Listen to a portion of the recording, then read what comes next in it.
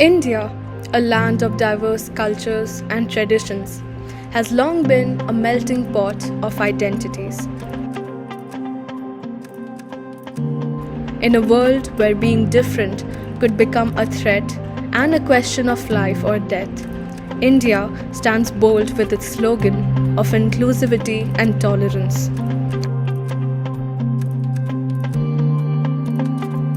But beneath the surface of this rich fabric lies a struggle for acceptance and equality.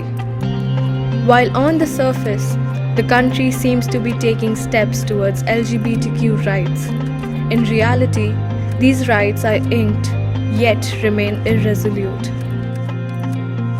This is the story of a long standing struggle that stretches beyond legal reforms and legislation. It is a journey through the lives of individuals of the community in a country where acceptance is often elusive.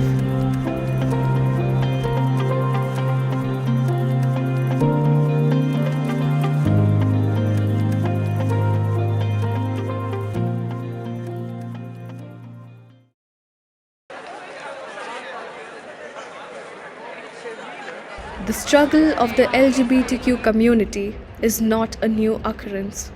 It is a story of resilience and courage in the face of adversity. It is a story of individuals who have fought for their right to love and be loved, to live with dignity and respect. In 2018, India made headlines when the Supreme Court decriminalized homosexuality. The verdict was termed historic and marked a momentous milestone in the fight for LGBTQ rights, a ray of light after years of darkness. In the early stage of 2000s, and when there was no such thing as queer, so many people brought up the topic of that, and the movies were banned by the censor board. Why do we do that? So there has been no such initiative implemented. I would say initiatives have been there, but something that could be imposed or implemented, there has been none, except one that was 2018, the NAS Foundation versus the Supreme Court, where 377 was decriminalized in India for good. And that too, it was a long process because the first petition was filed by the organization in 2001 and the verdict came in 2018. But the legal victory was just the beginning of a long standing fight, a singular piece of the puzzle. The struggle for inclusivity doesn't end in the courtroom. And even in a society as diverse as India, social prejudices still cast their shadows. इस तरह से देखिए, हमें कोई रोजगार का अधिकार नहीं है, हमें शिक्षा का अधिकार नहीं है, क्वालिफाइड होते हुए भी मुझे जॉब नहीं मिल पा रही, जॉब मिलकर भी नहीं मिल पाती है। मतलब ऑफ़र लेटर्स, मेरे इंटरव्यू लिए जाते हैं, मुझे ऑफ़र लेटर्स दिए जाते हैं, सिलेक्शन लेटर्स दिए जाते हैं उन इंटरव्यूज़ के बाद, और उसके बाद जब उन्हें मेरे स्कूल्स के मैनेजमेंट को पता लगता है कि मैं एक ट्रांसजेंडर महिला हूँ, तो वो मुझे निकाल देते हैं। The reality of being LGBTQ in India is far from rosy. Despite the legal recognition, the community still faces harassment, violence, discrimination, and stigma. They are often denied basic rights such as education, employment, healthcare, and housing. They are subjected to conversion therapy, forced marriages, and honor killings. Although freedom of expression, guaranteed under Article 19A, supports the choice of an individual to express themselves as they wish, it is not concrete. There are still people from the community who are left wishing for a more inclusive society. Identify as a trans person, and then you see the paperwork coming in, or you're filling any form, and you have the constant reminder of you being, assigned that gender assigned at birth wala thing, that male, female, you have to fill out. That is the constant reminder that, oh, we don't accept you as what you are, and you have to, sort pertain to these boundaries that they have created for you. They are putting you in a box constantly, and this legal recognition. And when you when you transition, like legally, it is a very, very tiresome process. You have to go through multiple steps. You have to face the judgment of so many people that come along the way of giving you that, just to get the tick on that box that, oh, now you identify as this person that you feel like.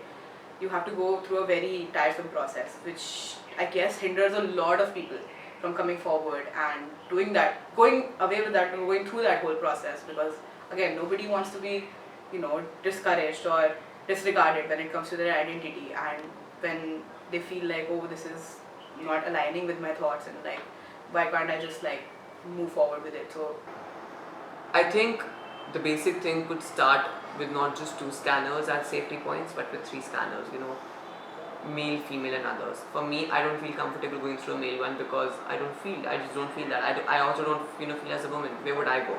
So eventually I have to force myself and go through the male line. And the officer always asks me to go through a female line. The female one always asks me to go through the male line. So I would want a third special one to go to from. Yet, their dreams still seem far-fetched. So, as you walked in, you have seen people of different sexual orientation here.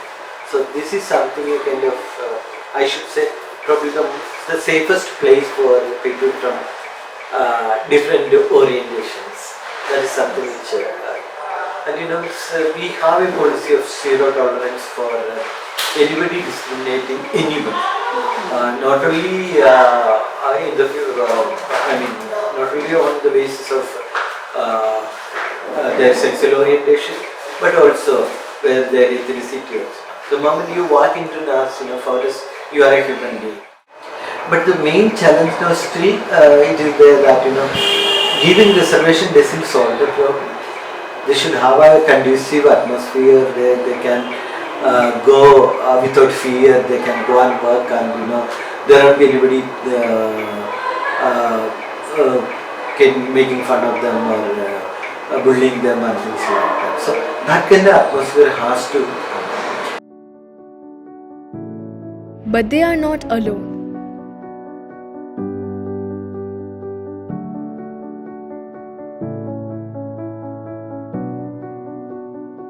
They are not hopeless.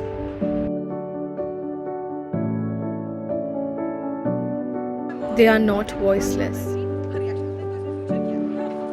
They are a part of a movement that is growing stronger every day.